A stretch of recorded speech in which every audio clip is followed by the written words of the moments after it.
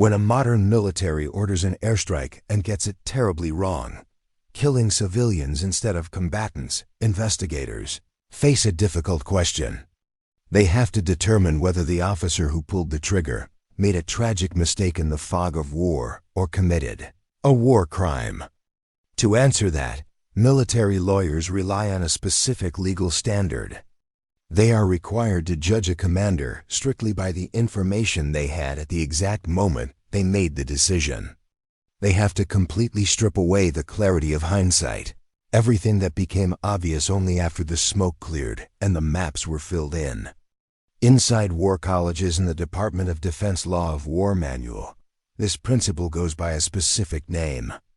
It is called the Rendulic Rule, and it is named after this man, Lothar Rendulic, an Austrian general who fought for the German High Command.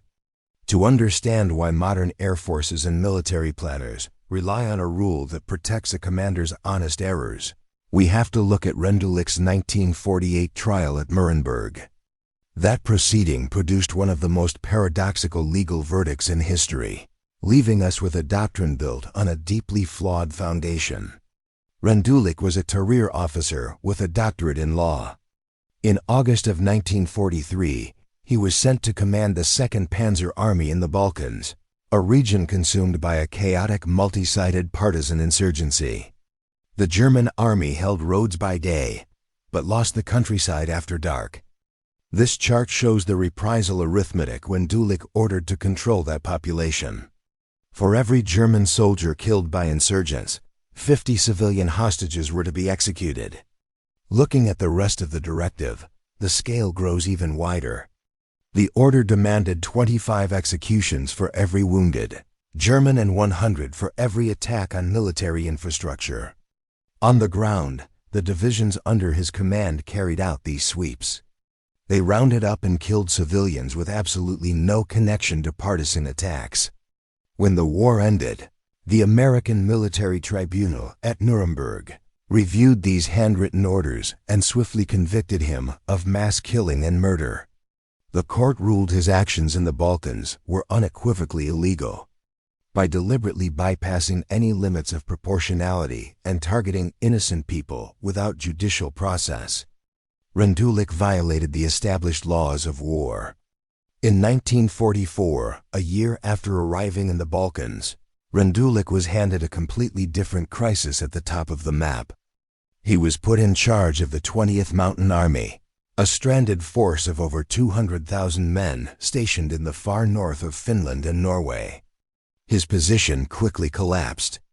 Finland signed an armistice with the Soviet Union, turning an ally into an enemy at his back, while the Red Army advanced on his open flank. Rendulic had to march his entire army out, hundreds of kilometers to the west and south, through the freezing Arctic darkness. To protect this retreat, he implemented a scorched-earth strategy. As his forces moved, they laid waste to the territory behind them, destroying close to half of every building in Finnish Lapland. When the retreat crossed the border into the Norwegian province of Finnmark, the destruction intensified. The army burned entire towns to the stone, blew up bridges, sank the fishing fleets, and consumed the stored winter food. They also ordered the population out, so no one could feed a pursuing army. Something close to 45,000 people were driven from their homes and pushed south into the winter. Hundreds died from exposure and accidents along the way. One army withdrawal unroofed 2 provinces in 2 countries. By the sheer volume of destruction and mass displacement, the Scorched Earth campaign in the Arctic appeared to be a far larger catastrophe than his orders in the Balkans. At Nuremberg, Rendulic was charged with the wanton destruction of Finnmark. The prosecution laid out the burned provinces and displaced population in the very same courtroom where he was convicted for the Balkan hostages. Rendulic offered a strictly military defense. He argued that the destruction was a necessary precaution. With a massive Soviet army on his flank, he claimed that leaving shelter, fuel, and bridges intact would have allowed the enemy to run his own forces down and destroy them in the open winter. The judges did something unexpected. They acquitted him on this charge.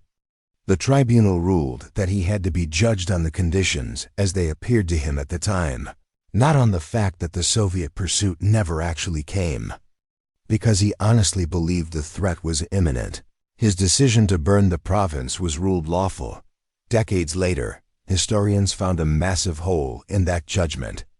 Norwegian authorities had sent thousands of pages of evidence to the prosecution, including an interrogation where Rendulic admitted the total destruction of northern Norway had not appeared entirely necessary. That specific document was never translated, and the judges never saw it. The contradictions pile up even higher when you look at the wider trials.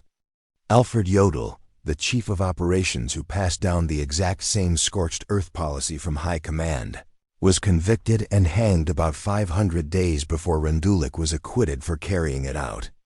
The legal precedent protecting the commander's honest judgment, a doctrine now essential to modern warfare, was forged in a trial plagued by untranslated evidence, missing context, and wildly inconsistent applications of justice. Rendulic didn't stay in prison long. Amid Cold War pressure to rearm West Germany, American authorities quietly cut his sentence. He served roughly 6 years, went home to Austria, and wrote a shelf of memoirs framing himself as a defensive specialist handed impossible tasks. But his acquittal outlived him. That single ruling evolved into the reasonable commander test. It is now written directly into the United States Department of Defense Law of War Manual and international treaties, dictating exactly how commanders are assessed on proportionality and targeting.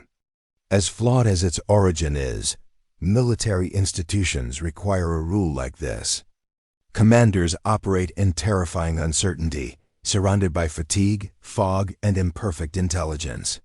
Without a legal shield that protects reasonable, honest decisions, commanding troops in combat would carry paralyzing legal risks. But this historical rule is about to collide with a very modern problem.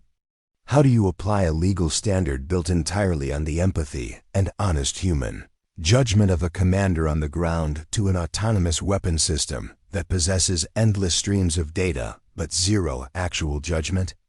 The frameworks that keep total war from becoming total barbarism are rarely written by flawless people in perfect courtrooms. They are messy compromises born from paradoxes and omissions. And those imperfect rules are exactly what we have to rely on as we try to regulate the wars of the future.